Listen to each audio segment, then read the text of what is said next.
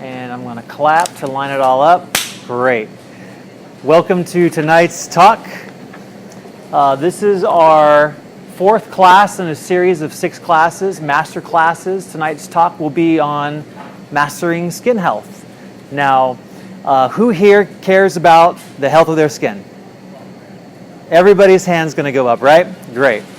It's a topic that's relevant to us all, right? I don't think I'm unique in that I'm somewhat vain. I care about how I look, and that is reflected in my skin, right? The skin is the largest organ of the body, and it reflects outwardly the internal health of the body. So when you're healthy on the inside, it comes out in your skin, and that's what everybody sees. When they look at you, they see your skin, your face, right? And it's a sign of your health, the quality of your skin. And it's an important element when we look about our health practice, our daily health practice, correct? Now, I'm going to go through kind of what the fundamentals of the skin is, so that helps you kind of understand the approach that you want to take as far as taking care of your skin. I'm going to then go into some of the best supplements, some of the best things you can do from the inside to support healthy skin. And then I'm going to go into some things we can do from the outside to help support the skin. There will be time at the end to talk of more specific questions, because I know that there are specific skin issues that we all may face. But it's all very unique. For some people, it may be dry skin. For other people, it may be acne. And I don't want to get into the weeds in a general discussion, but I can address more specific questions at the end. Does that sound fair? Yes? Good. So first off, what is skin? It seems kind of a silly question to ask, but it's worth kind of giving a little explanation. Again, this is kind of the largest organ of the body that really kind of keeps everything in. And it protects your insides from the outside, right? So there's actually a protective function of the skin. Not only is it just there to kind of, keep things inside your body, but there's also a layer on the outside of beneficial bacteria and acids that we really want to respect when we take care of our skin. We don't want to strip away those layers of protection on the outside of the skin with lots of harsh chemicals, right? So tonight's talk is really going to focus on how to do this naturally.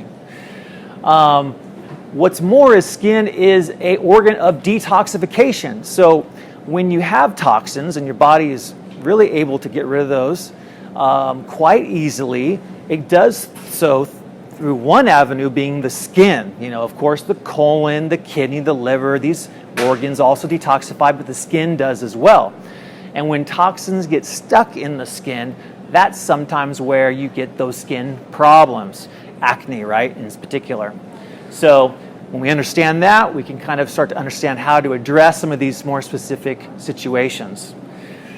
Again, I talked about it protects the insides from the outside, right? Reflects the internal health of the body. One thing to keep in mind, too, is that the skin regenerates every 4 weeks. So what you do now is going to come back to you in 4 weeks. That just means have a little patience. Results can take some time, and you really want to give whatever effort you give to your skin, you want to give it some time to reap the benefits. It's not going to happen overnight. Like I said, 4 weeks at least. Now, there's 3 main layers to the skin. There's this top layer, the epidermis.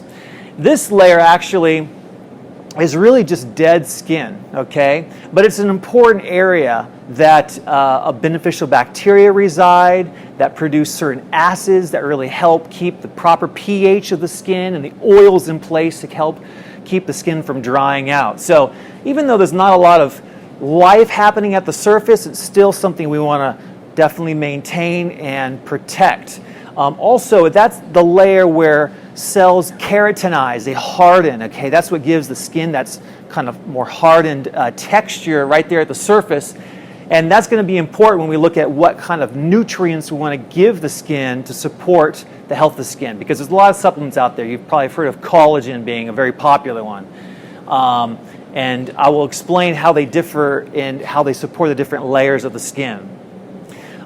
This main layer, the dermis, this is where a lot of kind of the life cycle of the skin resides. This is where collagen really kind of comes in and firms things up. It gives the skin this texture and support and firmness. This is the place where nutrients like collagen, like hyaluronic acid, and I'll explain what those are later, biotin and your omega-6s, they're all going to come in here in this area and really nourish the skin to support, not only the moisture of the skin, reducing the appearance of fine lines, wrinkles, keeping the skin strong and flexible for a long period of time, right? It really gives that more youthful appearance of skin when you really nourish this layer, the dermis. And then the subcutaneous, that's where this kind of main layer really attaches to all the organs and the muscle inside the body. So there's like this girdle of more collagen that sits in this layer, different types of collagen. I'll go into the different types of collagen a little later. That's really going to help keep that skin in place so it's not hanging and sagging. So we want to really address all three of these layers when we're talking about helping out our skin, nourishing our skin, right?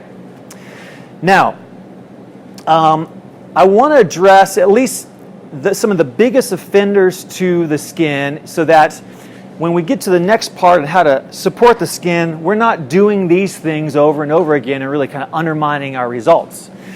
The first thing is, of course, we've heard a lot about sun damage. I'll talk about sunscreen in a minute, but I really want to emphasize that you just never, ever, ever want to burn. And not even a little bit. It causes a lot of damage to the DNA of the cells, which is really what's going to play out in the long-term health of your skin, specifically when we're talking about cancer and different things like that. Sun damage spots and really rapid aging. We really want to avoid sunburns and really, long exposure to sun. We do need to get outside. We do need to get some vitamin D made, so we don't want to be wearing sunscreen all the time. I'll talk about that in a minute, but you don't want to burn. You just really want to avoid that altogether. And also, I mentioned here, it breaks down the elastin, what holds the skin and makes it more supple. So when you get burned and you really get a lot of sun damage, that's where you really are going to have the skin break down rapidly. So you really don't want to be burned. Of course, staying hydrated, super important. That means water, but it also means healthy fats. And I can talk about that when I get to the nutrition part in a minute, but those two things are what keeps the skin hydrated.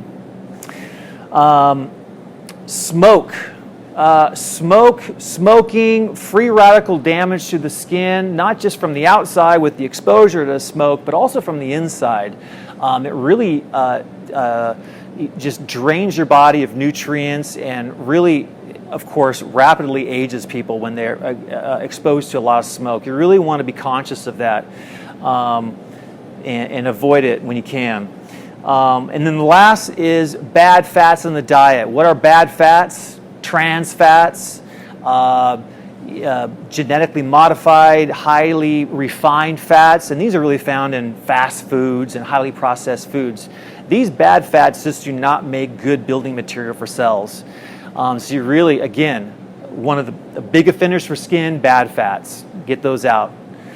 And so I'm going to now jump to how we actually support the health of our skin from the inside and the best supplements, right? So one of the top supplements, I'm going to kind of maybe jump around a little bit because collagen is one of our best-selling supplements for the skin right now. And you see a lot of choice on the market, right? Has anybody here taken collagen supplements before? One? Carsan herself, that's it? Two? Our own employees? we get questions about collagen all the time, and there's a lot of choice when it comes to collagen. There's a lot of sourcing. Well, just so you know, it all comes from animal. So if you're a vegan, collagen may not be the right supplement for you, but it's either cows or chicken or fish. These are the main sources, and they each provide different types of collagen. There's type 1, type 2, type 3, etc., all the way to type 9. And there's really 3 types that you really want to be looking for when you supplement with collagen. Type 2 is the main type that's found in joint tissue. So yes, joint tissue is also, we really want to protect that. But for tonight's talk, when it comes to skin, it's type 1 and type 3 collagen that you really want to supplement with. And you really want to take enough of it, 5 to 30 grams a day. Now, that's may sound like a lot, so let me talk about when, where, and why. If you are just trying to support the health, the general health of your skin, and you really just want to give yourself a little added insurance every single day, just take 5 grams. If you really need extra support, and you maybe had some rapid aging, and you really want to give your body the maximum support, that's when you would take something like 30 grams a day. And I really want to emphasize, when you take collagen for skin health, it's type 1 and 3. There's again a lot of choice on the market. 1 and 3s are for skin, and a great way to take it is it's a powder. And you can just mix it into a favorite beverage. It has almost no taste on its own. It's pure protein, so it doesn't have sugar in it. And hydrolyzed, so it's very easy to absorb.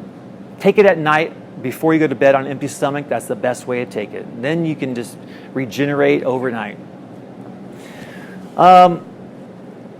And then the next thing that we get a lot of questions about, and I get a lot of good feedback, is hyaluronic acid. Hyaluronic acid is a moisture-attracting molecule that sits in the skin and in the joints as well. If you are depleted in hyaluronic acid, you can be very dehydrated. So you want to make sure that hyaluronic acid, you supplement with hyaluronic acid. It draws moisture into the skin and kind of reduces the look of those fine lines, wrinkles, and provides that moisture, so you can you use less kind of lotion from the outside as well. So then some other things that may not be obvious: evening primrose oil. Now, a lot of people think of fish oil being great for the skin. We all hear how great omega-3 is, but interestingly, skin doesn't really have much omega-3 in it. Omega-6 is what's found most in skin, and evening primrose oil is the premier oil for omega-6.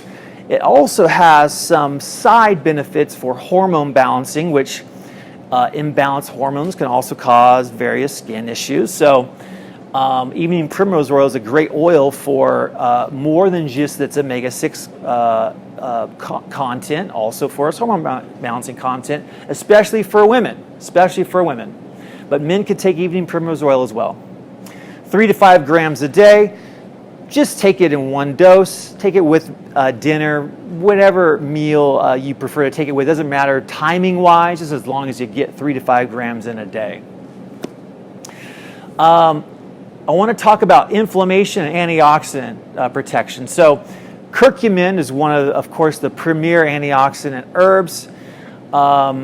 In particular for the skin, though, why is that helpful? Some of these skin issues that we have, rosacea, psoriasis, some of these more intense conditions have an underlying inflammation component to it. So we got to get the inflammation down the body.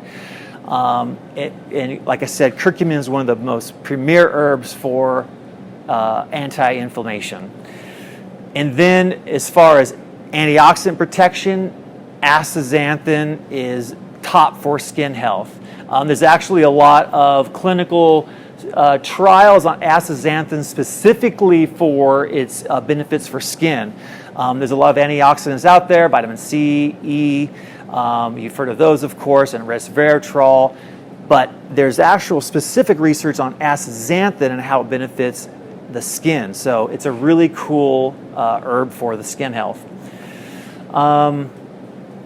Any questions about supplements for skin health? What would you say? It seems like turmeric. Turmeric? So turmeric, she asked about turmeric. It seems like Would they work the same? Curcumin is actually the active ingredient in turmeric. So turmeric, curcumin, it's really the same thing, right? Good question. What is that, the more pure form of turmeric then?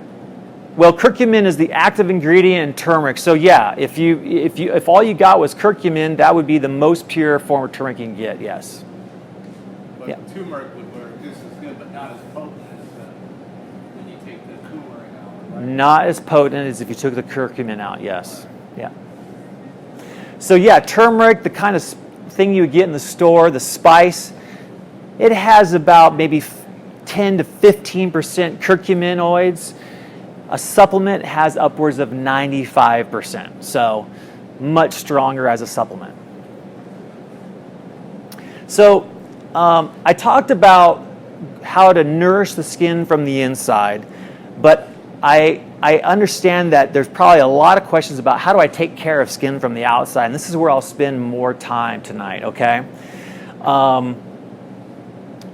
Because again, I'm giving some foundational, practices, best practices to take care of your skin. I realize there's going to be some questions at the end about what about this situation? What about that situation? And no, I'm not going to look at your rash, but I want to give everybody at least the foundation for how to take care of your skin on a daily basis, no matter your age, right? Okay. So first off, I mentioned this at the very beginning.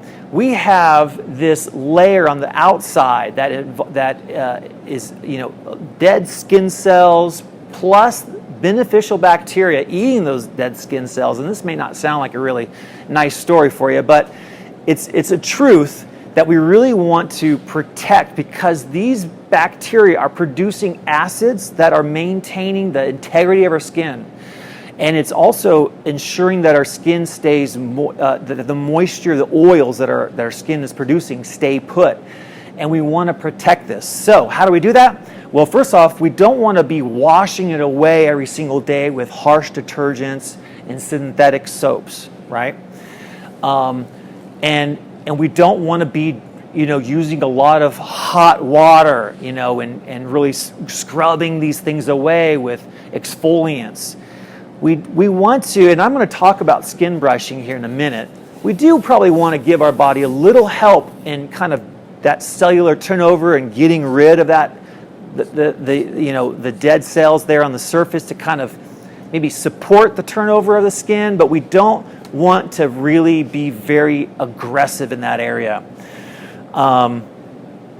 When it comes to soap in particular, I really want to emphasize, start with a basic Castile-based soap that really doesn't have any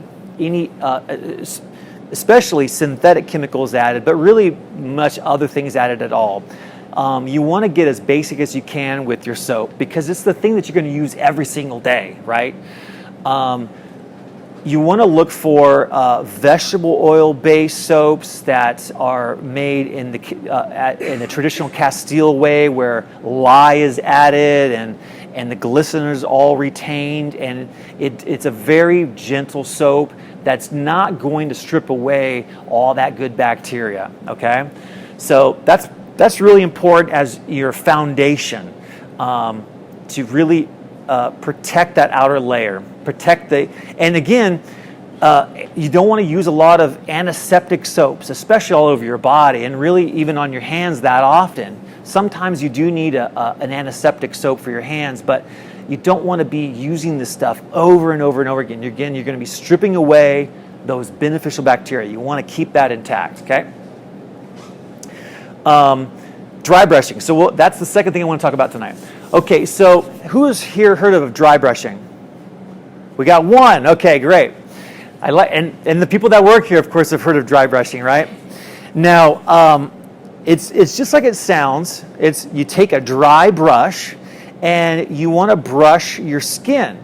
And what is happening when this? And I'm going to show you how to do this. What happens when you brush your skin with a dry brush? You're doing it. It's a mechanical action, of course. You're exfoliating those cells, those outer cells, the dead cells. You're exfoliating those off, of course, and you're kind of opening up the pores.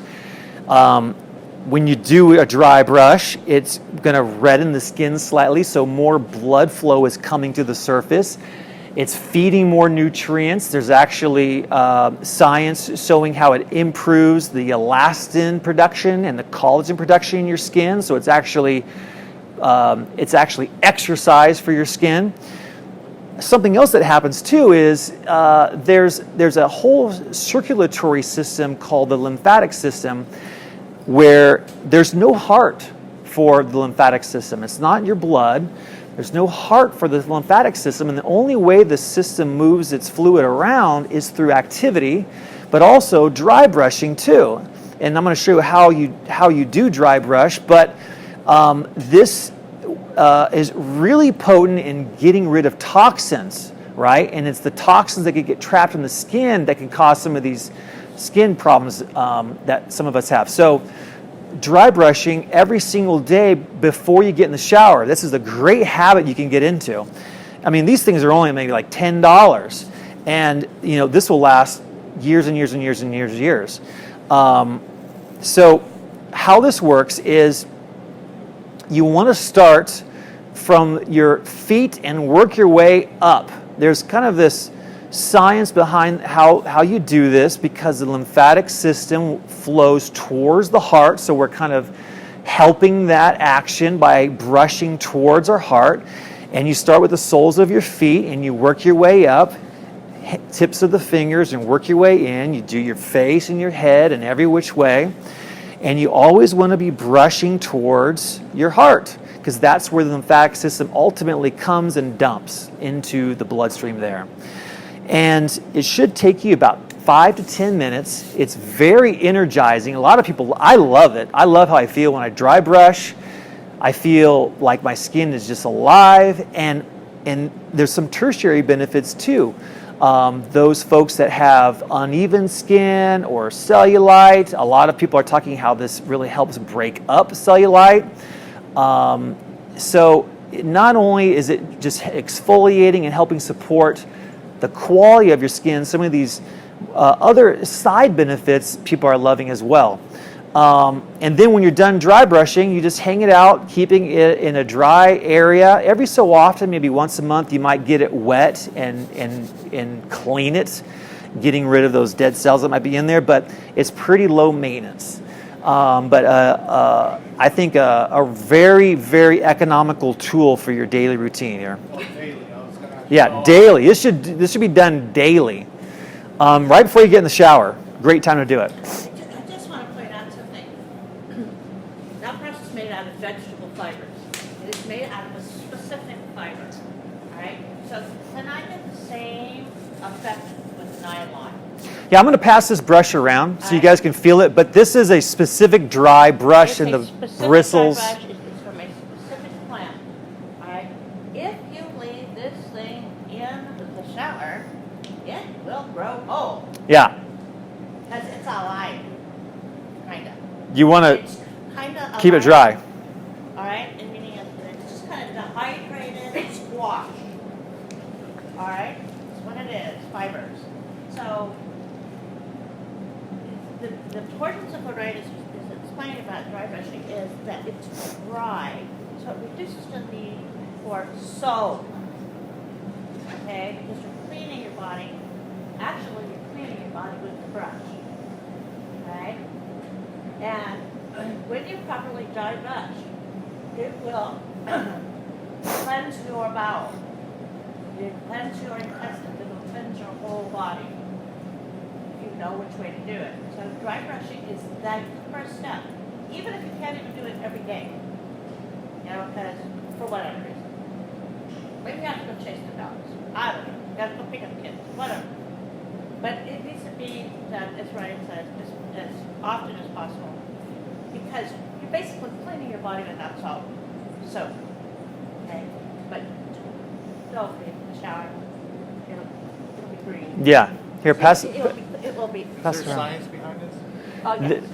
There is some.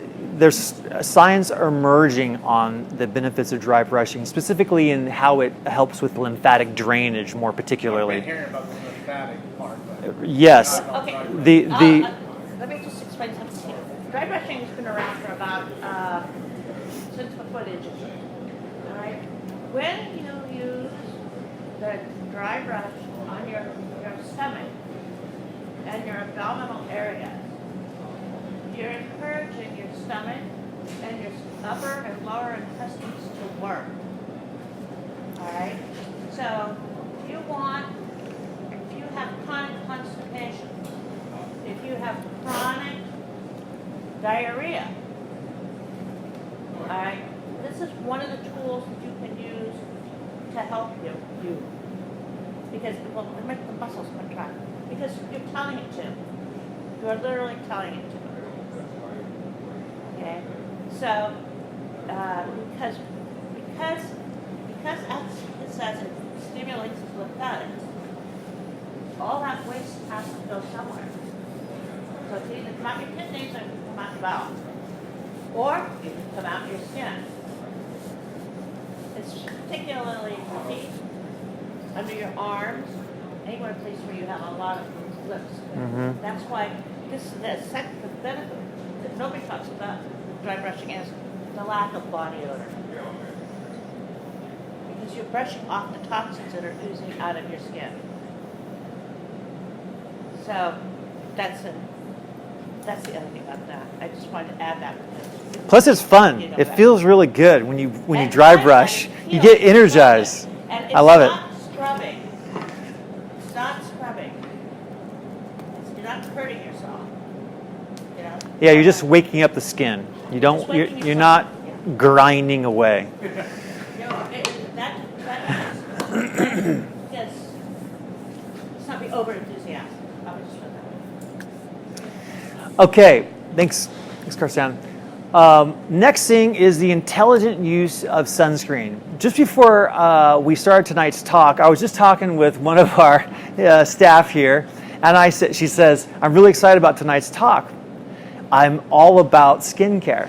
And I said, "Well, what's your favorite approach? What's your favorite thing for skin health?" And she says, "Sunscreen." I said, "That's great. That actually is one thing I'm going to be talking about tonight."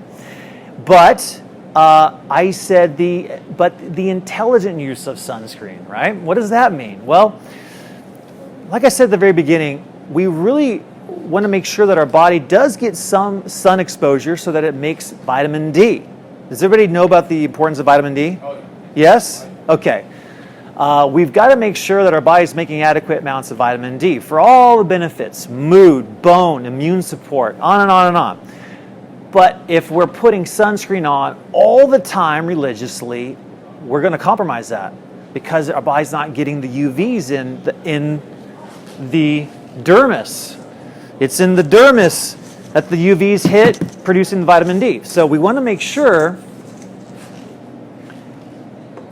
that we're not putting so much sunscreen on all the time that we're not making the vitamin D.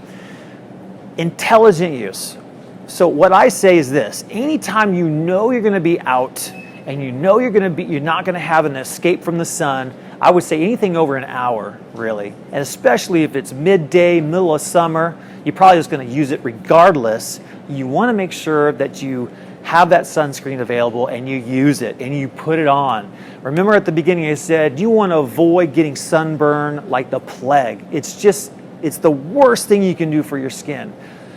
So make sure you use it. I mean, when I was younger, I was like, I don't need sunscreen. If I get burned, whatever, it'll turn to a tan after a few days. But as I got older, I realized how damaging, like within one sunburn, like the skin just looks dried out and much more old than it was before.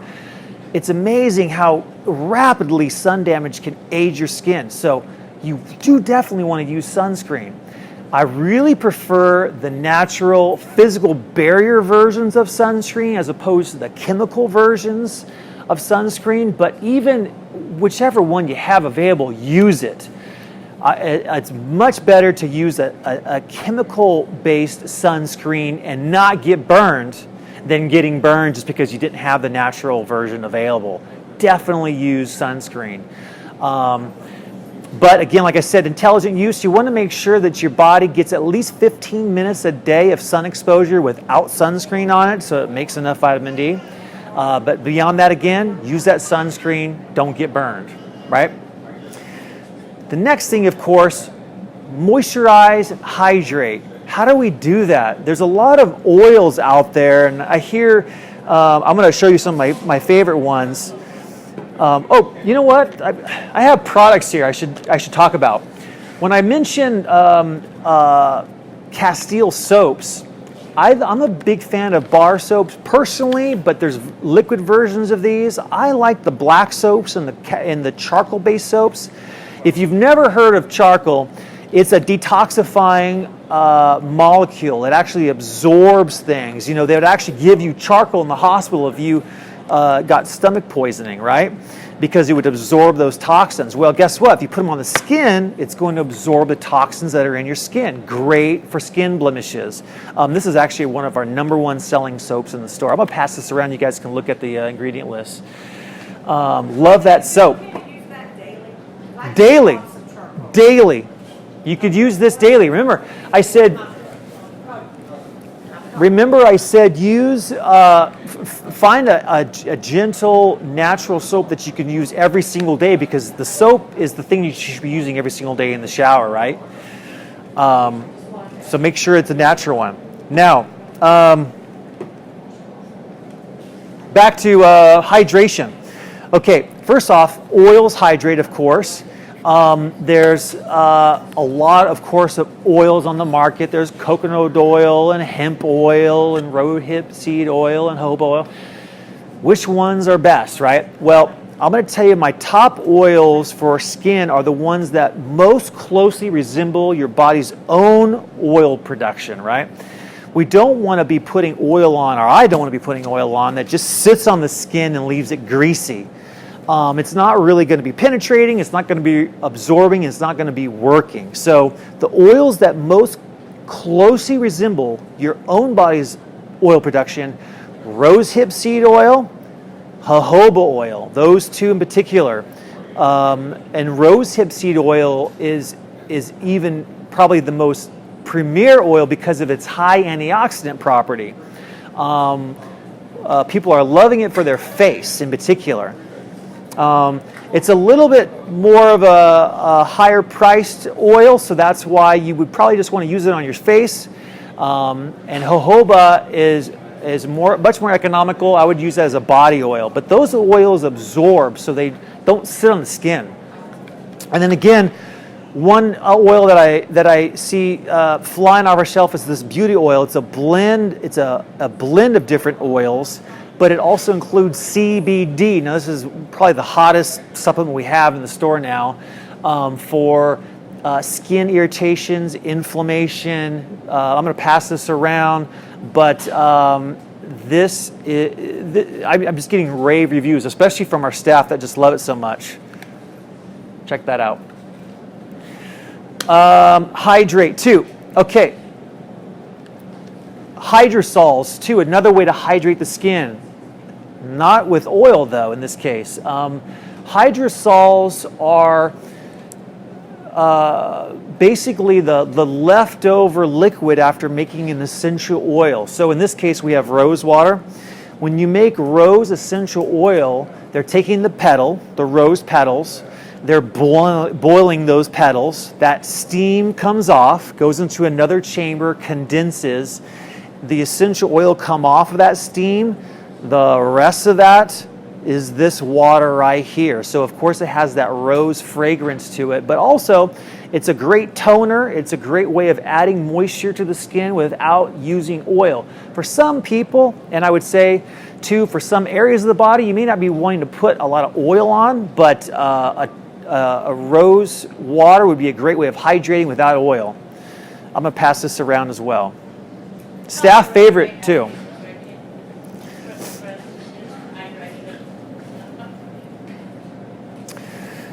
Okay, and then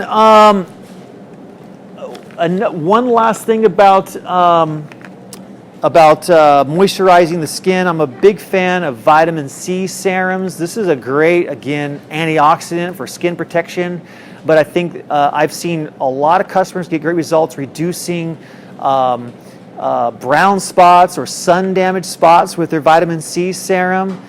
Great arsenal in your tool bag. Use as needed. This is not really something you just would be rubbing on every single day, but vitamin C serum as needed. So pass that around as well. And then before I hand this off to Karsan, because Karsan has a particular topic she's an expert on, I want to talk just a moment about the importance of natural skin care. And all the products that I mentioned tonight and all my recommendations revolve around using products without synthetic chemicals, preservatives. And that actually may be harder than you think. It's one thing in the food industry to clean up our food supply, and you're seeing just more and more companies using more organic ingredients, more non-GMO ingredients. You're seeing less and less dyes and preservatives in our food, but that's not really the case still in cosmetics. That is still a very dirty industry. And what you got to keep in mind is the skin not only detoxifies, it's also absorbing things. So when you put something on your skin, it's going into your body. So it's every bit as important to put natural products on your skin as it would be to eat natural foods. So really do yourself a favor when you can, buy as natural products as you possibly can.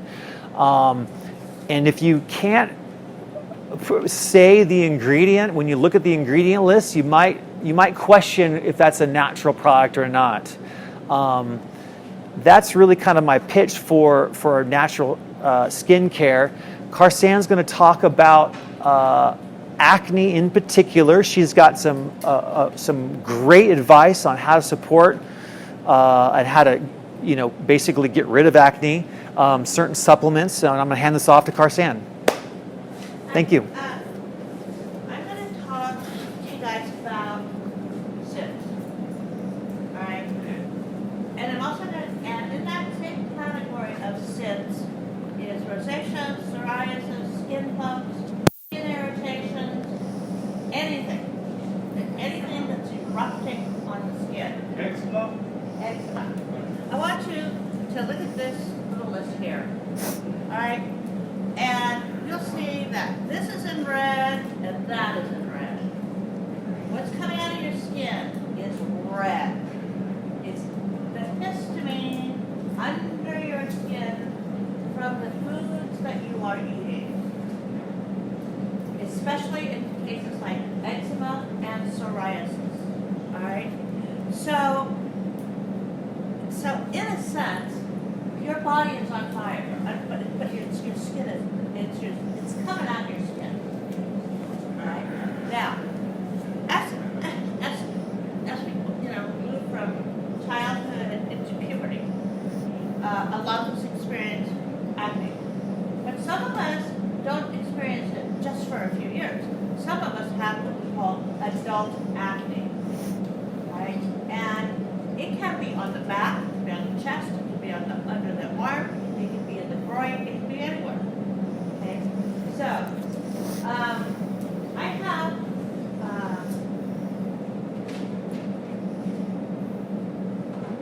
you cannot go to the doctor or a dermatologist and get relief from your acne with an antibiotic, because it's not a bacteria. Your acne Your acne is the source of heat and undigested fats emerging through the face. What it is, undigested fats. Okay? When you enter puberty, you know, women's estrogen count is supposed to go up and men's progesterone is supposed to come up. Alright? And so it's in this imbalance, alright, that inflammation occurs because the body is not in balance. And as of course as you grow older, hopefully it will balance out and then you will not have adult acne. But it takes a while, it takes a couple of years sometimes for this to happen. But there are things that you can do that can really help this transition. Okay, for young men, supplement is zinc. Alright, for young men at any time that they have acne, because it helps with testosterone and male hormone balance. If it's a young woman, it's primrose oil here or red raspberry leaves, because that helps with her with the estrogen balance. Okay? Now, you cannot dry up your acne. So we go back to what Brian said about using harsh, drying things on your face. It's not going to it's going to dry up your skin all right, but it's not going to do damn thing for your acne. There are 2 homeopathic remedies that are specific for acne because they are specific for eruption and heat. One of them is apis, A-P-I-S. The other one of them is sulfur. Everybody knows where sulfur comes from? Egg yolks. Okay? So, it's the reason there's a yolk in the egg. And you cannot digest an egg without a yolk. So egg whites are only for vegetables. So we use this in combination with the vitamin B5, which is pantothenic acid. Right? And what will happen is B5, the apis, and the sulfur will begin to reduce the histamine underneath your skin, but anything that's under your skin has to erupt. So what you'll see is your face will clear up in patches, and you won't get another eruption there. But it takes time because these are, one is bee venom, basically bee venom, and then one of them is basically egg yolk. Right? So it takes time, but it dries up from the inside. And so sometimes actually it looks worse before it gets better. Okay? It is the same thing for psoriasis and right? Is that your problem? No, my wife. Oh, your problem? Alright. If you have psoriasis, or if you have eczema, you cannot, or if you have any, can't eat beans. No beans. You need crack. No beans. The only bean you can eat is a green bean. It's vegetable. No beans. No red beans, no lima beans, no pinto beans, no black beans, no beans. Because it has in it an amino acid called arginine. And arginine irritates and inflames psoriasis and eczema. Okay, that means no bean. That means nothing that comes from a bean, with the exception of coffee and chocolate. You're saved. You're all saved. You can have coffee, you can have chocolate. And it better be dark. No milk. Because when they make milk chocolate, they're adding fat to it. If you're going to lighten your coffee, you have to use cream. You can't use a creamer because they're adding a fake fat to it, which is then going to come out in your face. Okay. So it's very simple. It's how I got rid of my own acne, right? Because acne and skin problems like that are generally either some of them are just genetic, just whatever your heritage is, all right? Some of them are dietary. Some of them are sanitary, meaning how clean you are inside. So I want to show you a really simple thing. Here's a lemon. Lemon? Off the lemon tree. Okay. Take the lemon and you juice it. Then you take the inside, the outside. What's left over, cut it into little pieces. You apply wild honey. You mix it with onto the lemon and you scrub it. You leave it on there as long as you can stand it. Because it's sticky. You know? Just do a patch at a time then. No? You take the lemon, cut it into pieces, put it wherever it is, on your arms, your legs, anywhere you want. It has to be organic honey. Most honey is diluted corn syrup. 90% of all honey is diluted corn syrup. Because honey is expensive because bees are dying. Yeah. Okay? That's why this costs $10. Whatever it is. But my point is, bees are dying, that's what makes honey expensive. So that's why when you look at this honey, you can't really see through it. You can see all the enzymes that are in this honey. All the food that's in this honey, all the proteins that are in the honey. Right? Honey causes your skin to regenerate.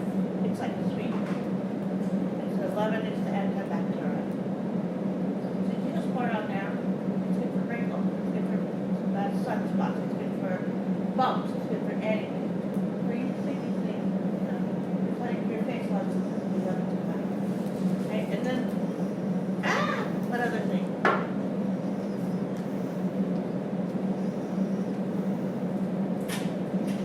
What are these? Nope, they're not. What color are they? What color are they? They're blue. That's red. These are blue. Blue cancels red.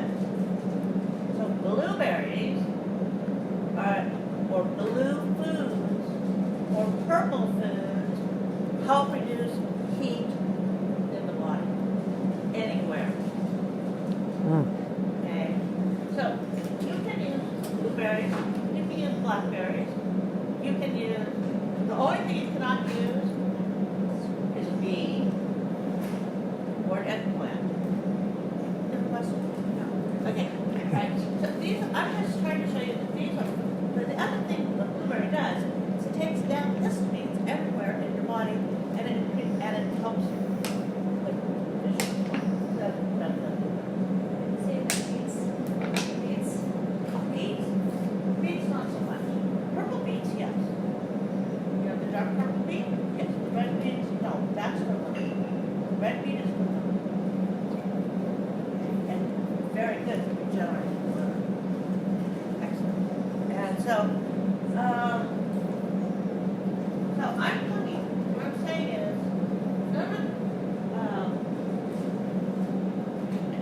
what I'm trying to say is that it's not so much like only what you put on your face, it's what you put inside. So that you can stop what you don't like happening on the outside. And it takes your skin 120 days to regenerate. Every 120 days your skin regenerates. If you keep putting things in that irritate the skin, what are you going to get? Irritated skin. If you stop putting things in that irritate the skin, dry the skin. Because you have to remember, again, it's our largest eliminated organ. So when it really counts what you put in your mouth. Mm-hmm. So,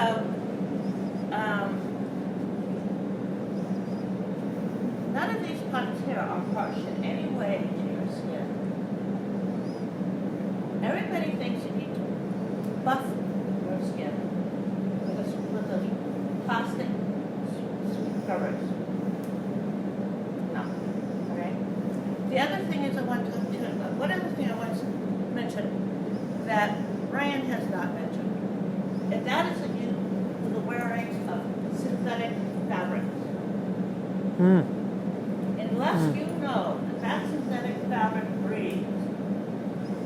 don't wear it because it's giving off gas. And your body is sucking in that gas when you sweat. So much for Nike.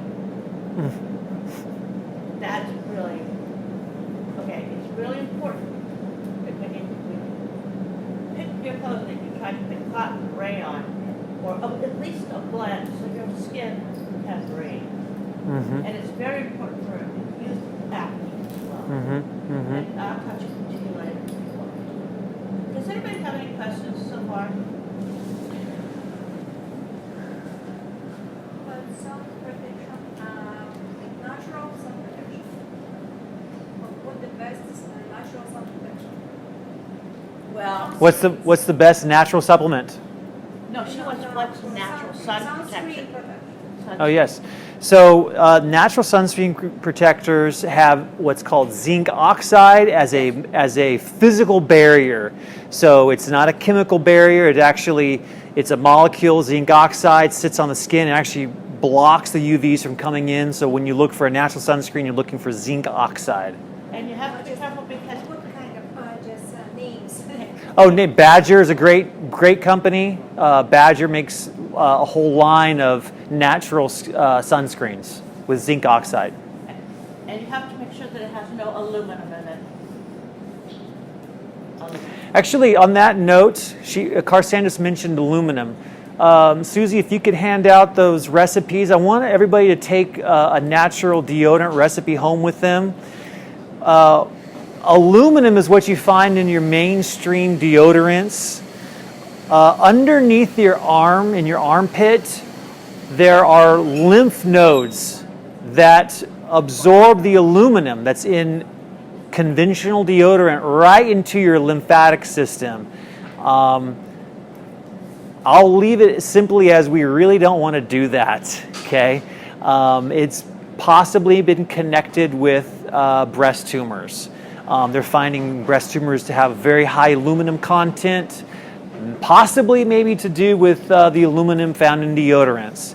So this is a natural deodorant recipe. One of our staff here have come up with this. She's worked hard on it, found this to be very, very effective, and it's aluminum free. And really, I kind of want to end on that note. I will offer up this time for some Q&A if you want to stick around and ask some questions. Other than that, this again is our 4th installment of the MasterClass series. We have 2 more. The next one's on healthy weight in May, and then in June we'll wrap up with healthy emotions, emotional support. So thank you all tonight again for coming. I appreciate you all. And again, if you have questions, if you want to stick around and ask some questions, Carsan and I are here to help. Thank you so much.